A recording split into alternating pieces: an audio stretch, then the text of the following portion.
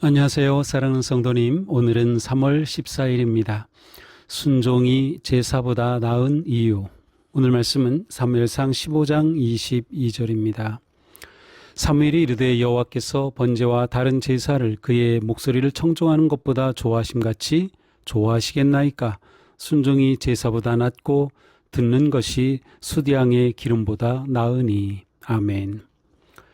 아말렉과의 전쟁에서 승리한 사울은 하나님께서 진멸하라고 하신 명령을 어기고 가치 있는 가축들을 남깁니다.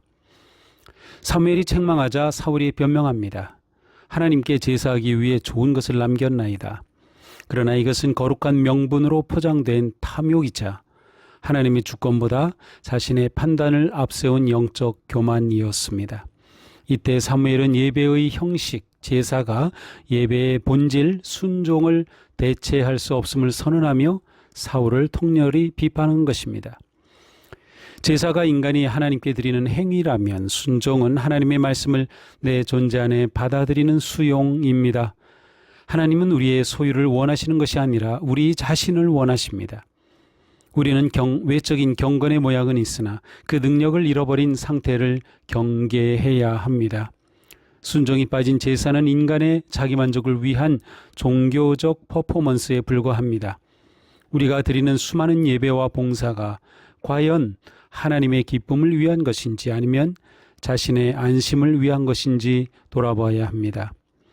우리는 종종 순종하기 어려운 말씀 앞에서 더 많은 헌신이나 봉사로 타협하려 합니다.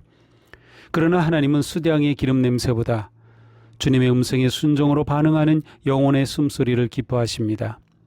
영적 성숙이란 내 뜻을 이루기 위해 하나님을 설득하는 능력이 아니라 하나님의 뜻 앞에서 자신의 고집을 꺾는 포기의 능력입니다.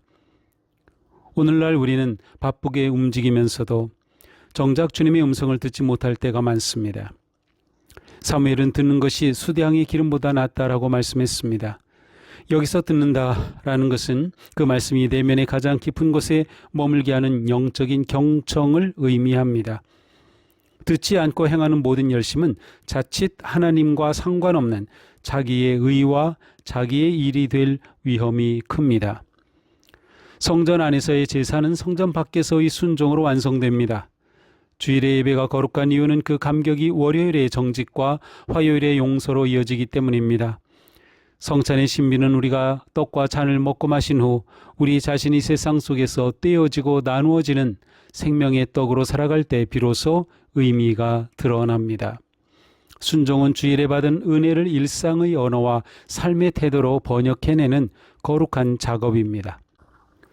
배가 망망대해를 항해할 때 가장 중요한 것은 나침반입니다.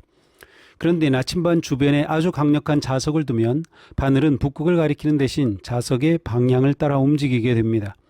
이때 나침반은 선원을 조난으로 이끄는 위험한 물건이 됩니다.